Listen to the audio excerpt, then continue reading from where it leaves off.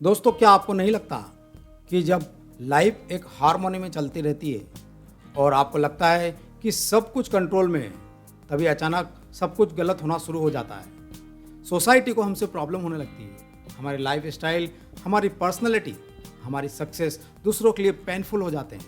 लोग हम में गलतियां ढूंढने लगते हैं। सक्सेसफुल लोगों के लिए यह बहुत ही कॉमन है, क्योंकि हमारे आसपास अभी भी बहुत नेगेटिविटी है।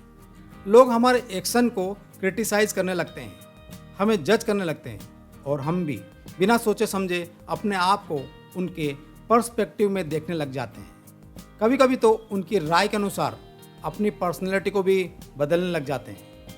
अब दोस्तों, सवाल यह है कि क्या हमें ऐसा करना चाहिए?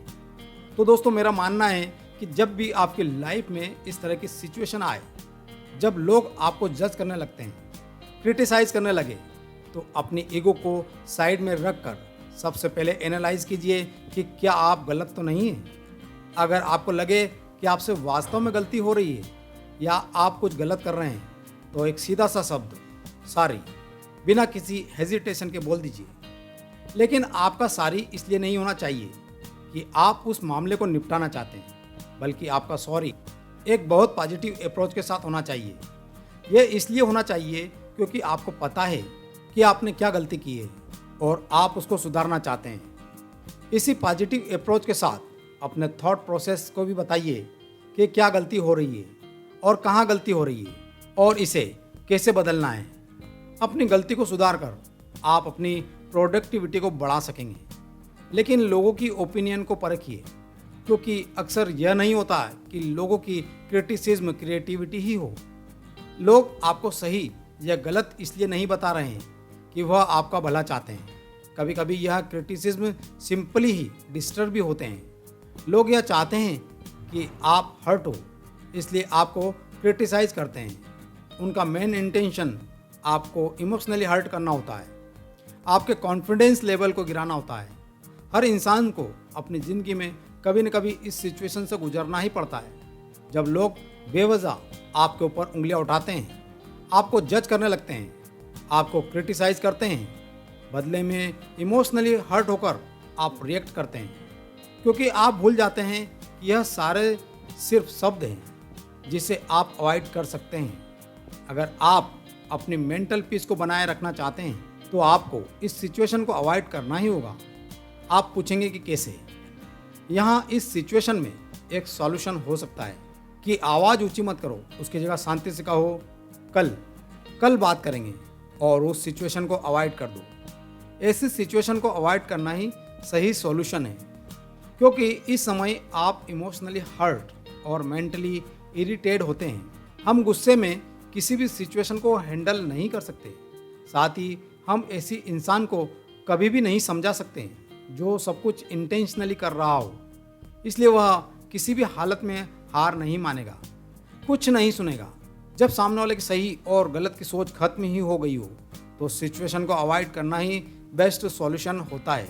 रिएक्ट करके आप चीज़ों को समझने से पहले ही बिगाड़ देंगे। एनर्जी कैसी भी हो, पॉजिटिव या नेगेटिव, अपना सर्कल बनाती है।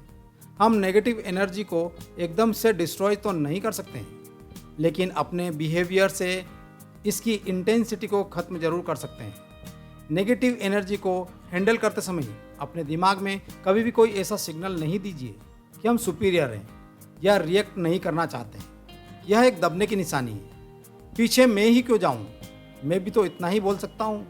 यह एटीट्यूड ऐसी सिचुएशन को हैंडल नहीं कर सकता, बल्कि चीज़ों को और बर्बाद कर देता है। जिस तरह एंकर एक ऐसा मेंटल स्टेटस है जो लोगों को सही गलत नहीं सोचने देता, उसी तरह सुपीरियरिटी की फीलिंग भी एक पॉइजन की तरह लोगों की सोचने समझने की ताकत को कम कर देती है। इसलिए हमें अपने अंदर की सुपीरियरिटी के फॉल्स ईगो को बढ़ावा नहीं देना है, ना कि किसी को बार बार बताना है कि मैं सुपीरियर हूँ।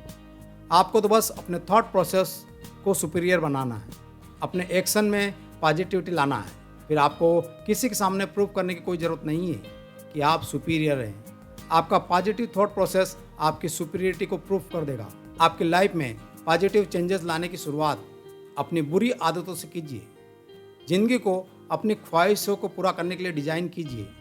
माना कि आप थोड़ा रुकेंगे, थोड़ा गिरेंगे, और हो सकता है कभी कभी हारेंगे भी, लेकिन आपकी पॉजिटिविटी आपको संभाल लेगी, आपको अपनी गलतियों से सीखने की ताकत देगी, अपने आसपास के वातावरण को सिलेक्ट करने का इंटेलिजेंस देगी।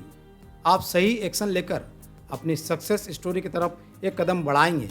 अपनी सक्सेस के लिए अपने थॉट प्रोसेस की कंडीशनिंग कीजिए, अपनी चॉइस को एनालाइज कीजिए कि आपके लिए सही क्या है। हर गलत चॉइस के आगे लेकिन लगाना सीखें, क्योंकि यही लेकिन आपको गड़बड़ करने से रोकेगा। मान लीजिए कि आप डाइट प्लान पर हैं और कोई बहुत ही इंसिस्ट कर रहा है कि चलो जंक फूड खाकर आते हैं, तब आप अपने आप से पूछें कि चलो आज मैं जंक फूड खा लेता हूँ, लेकिन क्या यह मेरी डाइट के लिए सही है? जवाब मिलेगा यह सही नहीं है, और आपको वार्निंग मिल जाएगी कि आपको क्या करना है और आपकी चॉइस क्या है। दोस्तों, ज़िंदगी एक गेम है, जीतने पर इंसान सफल हो जाता है, लेकिन दिलचस्प तो यह है कि हारने पर वह समझदार हो जाता है। ज़िंदगी हमेशा कैलकुलेशन और प्लानिंग से नहीं चलती। ऐसा अक्सर होता है कि हम सोचते कुछ और हैं और होता कुछ और है। सब कुछ हमारे हिसाब से चल रहा होता है तब भी, और फिर अचानक सब कुछ बिखर जाता है। हम उस समय नहीं समझ पाते कि हम सिचुएशन को किस तरह से हैंडल करें, क्योंकि हम सभी बहुत ही इमोशनल होते हैं। कभी कभी छोटी सी बात पर भी इमोशनल होकर एक्सट्रीम लेवल पर जाकर रिएक्शन देते हैं। छोटी छोटी बातों को इस तरह से हैंडल करने लगते हैं कि जैसे इस सिचुएशन से बाहर निकला ही नहीं जा सकता। छोटी छोटी प्रॉब्लम में उलझकर अपनी प्रोडक्टिविटी को 10 कदम पीछे धकेल देते हैं। अगर आपके आसपास के एनवायरनमेंट आपको डीमोटिवेट कर रहा हो, तो जितनी जल्दी हो सके इसे चेंज कीजिए। आप जिन लोगों की तरह नहीं बनना चाहते हैं, उनके साथ रहने का कोई पॉइंट नहीं होता, क्योंकि सामने वाले को बदलने के चांसेस बहुत ही कम होते हैं। हो सकता है कि आप ही बदल जाएं। बुरी आदतें इनविटेशन का इंतजार नहीं करती, बल्कि सामने से आकर आपकी उंगली पकड़ लेती है।